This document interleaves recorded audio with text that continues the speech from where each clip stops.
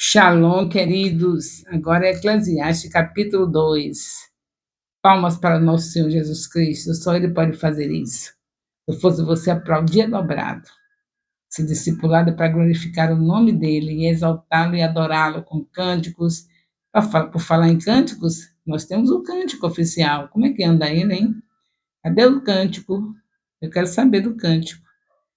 Nós temos o cântico especial para o discipulado do Ministério Apostólico Internacional Filho de Jerusalém. O áudio vai para o seu discipulador. Ele passou para vocês, estão estudando, estão cantando. Lembre o seu discipulador, que eu sei que se ele não mostrou ainda, é porque está muito cheio de coisa na cabecinha, mas se você lembrar, ele traz o áudio e vocês cantam. Vamos ver Eclesiastes 2. Vemos o pregador fazendo mais uma reflexão sobre a vida dele. Desta vez, talvez analisando-a de maneira mais ampla. Neste capítulo, vemos alguns textos que reforçam a possibilidade desse texto ter sido escrito por Salomão, algo que me parece ser verdade, mas que, como disse antes, não é consenso, não são todos que aderem a isso. E foi Salomão que escreveu. Não são todos os teólogos que aceitam. Neste capítulo, quero destacar, primeiramente, como o pregador faz uma retrospectiva do que fez na vida. Buscou prazer, versículo 1. Buscou ter alegria, versículo 2. Tentou ter prazer através do álcool, versículo 3. Fez grandes obras, versículo 4 e 6. Acumulou muitas posses, versículo 7. Foi dono da imensa riqueza, Foi dono de imensa riqueza, versículo 8. Teve o reconhecimento das pessoas, versículo 9. Trabalhou arduamente, versículo 10. Daí o conteúdo do livro. Após fazer todas estas coisas, ele chega à conclusão. Depois de tudo que nós já vimos aí que ele fez, a pessoa, foi mesmo que ele fez? Não se esqueça, viu? Foi coisas terríveis. Buscou prazer. A gente não pode ver de prazeres no nível que Salomão viveu. Buscou ter alegria fora do contexto do que Deus requer, alegria falsa. Tentou ter prazer com álcool. Tudo isso vocês já viram do capítulo 1 até o capítulo, do versículo 1 até o versículo 1 até o versículo 10 do primeiro capítulo.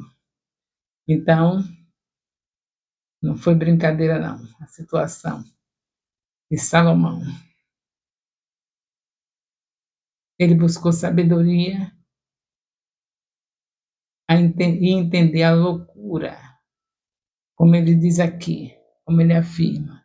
Então vi eu que a sabedoria é mais excelente do que a estultícia, quanto a luz é mais excelente do que as trevas.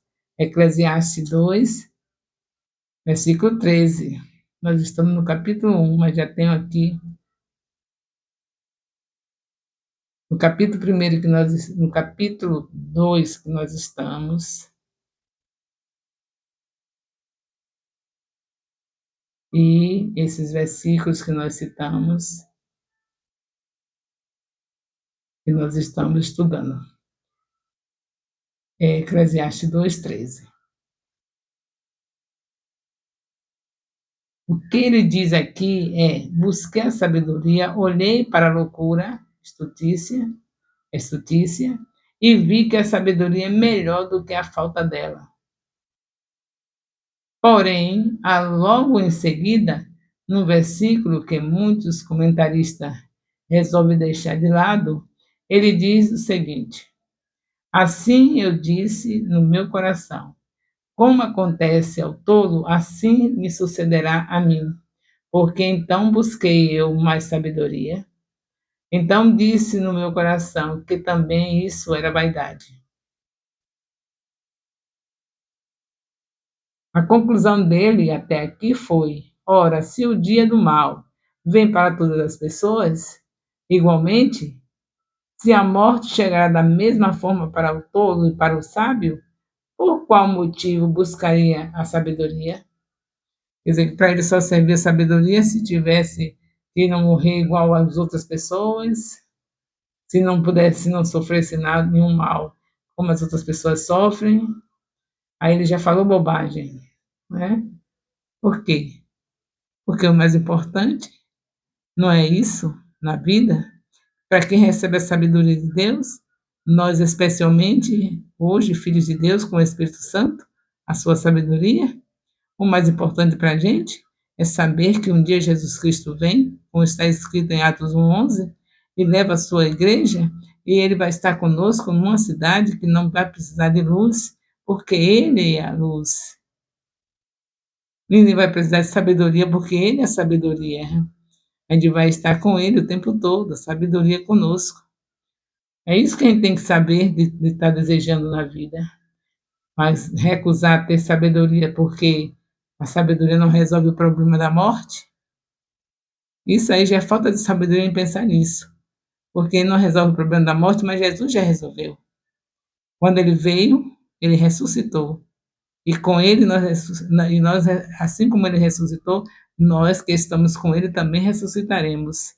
Então ele falou bobagem aqui, não é? Porque a sabedoria, o Espírito Santo não resolve o problema da morte, de não ter, de a gente deixar de passar por ela. Mas ele resolve sim, porque Jesus ressuscitou, então, assim como ele ressuscitou, nós ressuscitaremos. Passamos pela morte pelo fato do que nós tivemos o pecado original. E Jesus só passou pela morte porque ele não tinha o pecado original, mas passou pela morte porque carregou o nosso pecado ali na cruz. Senão não passaria. A morte, o salário do pecado é que é a morte. Quando se peca, o salário é a morte, mas aquele que não peca, não morre. O problema todo é que nós já viemos com pecado impregnado em nós, que é o que vem do primeiro homem e passa para toda a humanidade. E o caso de Jesus é porque ele carregou os nossos. E por isso ele teve que morrer naquele momento. O pai se separa dele e ele diz: Deus meu, por que me desamparastes? Naquela hora era a hora que Deus não podia ficar, porque senão ele não morreria. Louvado seja Deus, né? Louvado seja Deus. É importante notarmos aqui é importante notarmos que o significado de vaidade nesse contexto, claramente o pregador não está falando sobre a vaidade como estamos acostumados a utilizar no português, que é muito relacionado à aparência física. Aqui, essa vaidade, significa aquilo que é ilusório, passageiro, que é vão. Não está falando dessa vaidade da gente cuidar do cabelo, cuidar da sobrancelha, cuidar dos cílios. Não é isso que está falando, não. Não tem nenhum pecado você cuidar da sua beleza. Agora, não exagere, porque você já imaginou hoje, numa vida que nós sabemos que as pessoas, Deus tem dado a longevidade, mas quando chega nos 90 anos, as pessoas, nem antes de 90, 70 anos, as pessoas já estão com os olhos já cansados. É cirurgia por cima de cirurgias. E a gente ainda coloca cílios. Será que não tem química nenhuma aquilo? Eu sou muito ignorante, viu? Eu acho que tudo assim que o homem faz não tem muita confiança, não. Para esse cílio ficar colado na minha pálpebra, será que não tem nenhum dano? Eu sou muito curiosa. Se tratando do templo do Espírito Santo, eu tenho muito cuidado. O que é que eu ponho no meu corpo? Para saber se não vai ofender a casa de Deus. É a casa de Deus, eu sou casa de Deus. Então, ele não está falando dessa vaidade de botar cílios, sobrancelha, cabelo, não é isso não. De botar uma prótese, né? Você perdeu os dentes, tem que botar uma prótese. Não tem nenhum pecado nisso. O problema todo é se não botar a prótese em cima, mas se a prótese prejudicar ao meu corpo, aí eu já tenho um problema com ela. Se o cílio vai prejudicar os meus olhos, eu já tenho um problema com ele. Se eu colocar um batom, ele tiver uma substância que eu vou estar engolindo aquilo, eu já tenho um problema com ele. Eu não tenho problema de você se cuidar, eu tenho problema com o que é que você está se cuidando. Que química é? O que é que faz colar esses cílios nos seus olhos, na sua pálpebra? Que substância é? Que substância que tem nesse batom? Que substância que tem para você arrancar esse espelho todo da sobrancelha, fazer uma sobrancelha nova, totalmente diferente da que Deus lhe deu? O problema não é você desfazer essa sobrancelha que Deus lhe deu. O problema é que mal vai trazer. Porque o corpo é casa de Deus, o corpo do crente é casa de Deus. Para a gente destruir, aí que está o problema. Não é vaidade, não é o problema de você ficar cheio de coisas para poder ficar bonita. E dizer, mas que pessoa vaidosa. Nesse sentido que a gente chama vaidade, né? A gente chama a pessoa vaidosa, a pessoa que se cuida, não tem nada a ver. O problema todo é o tipo, os danos que vai causar com o seu tipo de vaidade. Se não vai prejudicar seus olhos, esses cílios, pode usar até dizer basta. E Deus não tem nada contra você se arrumar. Se não vai prejudicar sua boca, sua saúde, essa substância que se faz o batom, pode botar até no que. Mas até eu quero saber de vocês se vocês acreditam que existe algum mesmo, algum batom mesmo que não tenha uma substância que vai prejudicar a sua saúde. Porque aquilo a gente come. Você sabe que o batom a gente come o tempo todo. Então, se não tem nada, me diga que eu preciso dele, que eu não tenho nenhum problema em se arrumar, não. O problema todo é o que você está fazendo do corpo do templo do Espírito Santo, que não é seu, é templo dele. O corpo da gente pertence ao Senhor. Então, essa não é a vaidade que ele está falando. A gente chama de vaidade, porque botou um cílio, botou um batom. Não é essa. Está falando é daquilo que é passageiro. Que é passageiro. Que tudo é passageiro. Aí chama, é vaidade. Vai, idade, vai, idade. Vai passando.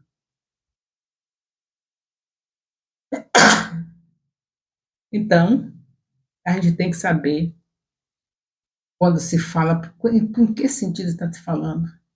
Que a pessoa fala, como eu mesma, que sou uma líder, que vou catando tudo para ver o que está prejudicando os meus discípulos, discípulos do Senhor Jesus, e especialmente as mulheres.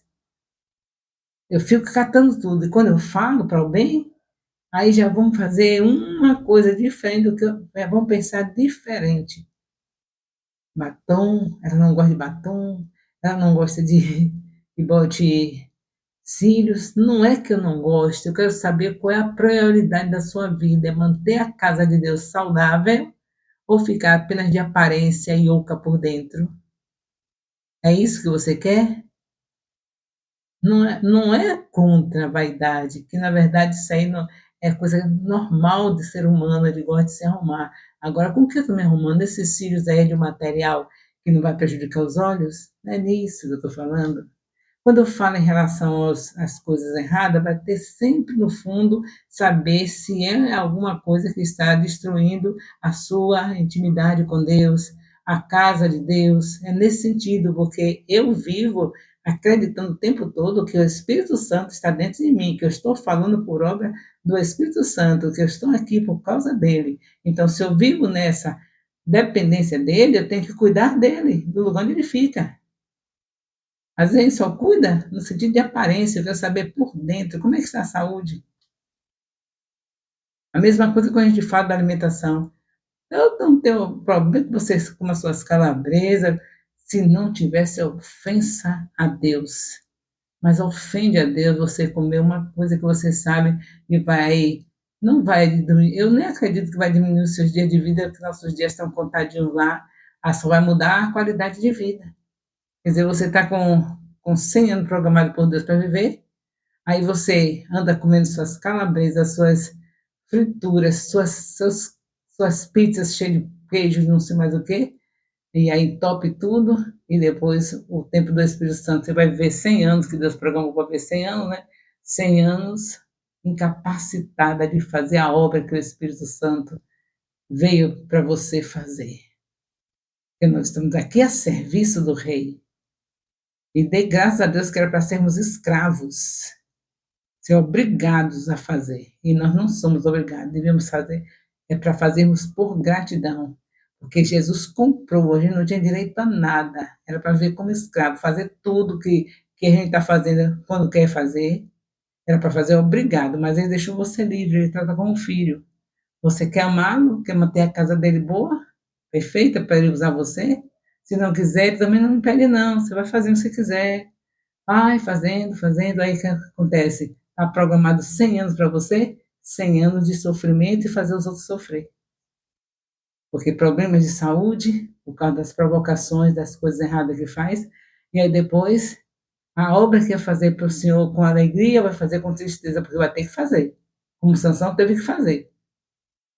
Foi morrendo, matou os inimigos, que o propósito de Deus era vir para matar os inimigos de Israel, que há muito tempo estava detornando Israel, e Deus decidiu que agora ia acabar com eles. Sansão vem e vai fazer tudo errado. Deus não tirou o propósito, ele teve que cumprir, cumpriu como morrendo junto com os inimigos. É assim que você quer? O Deus de Sansão mesmo de hoje. É assim que você quer?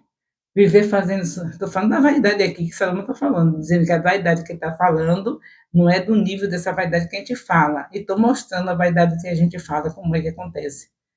A que a gente fala. A gente destrói o corpo do Espírito Santo, Deus tem um propósito para a gente, e a gente vai fazer nem que seja morrendo, como aconteceu com Sansão. Não seria mais bonito fazer do jeito que Deus programou? Tudo na paz, tranquilo, Sansão ia matar os inimigos todos, ia ser honrado, todo mundo, o povo de Israel se alegrando, abençoando Sansão, e no dia certo de ir, e quando cumprisse os dias, ele iria.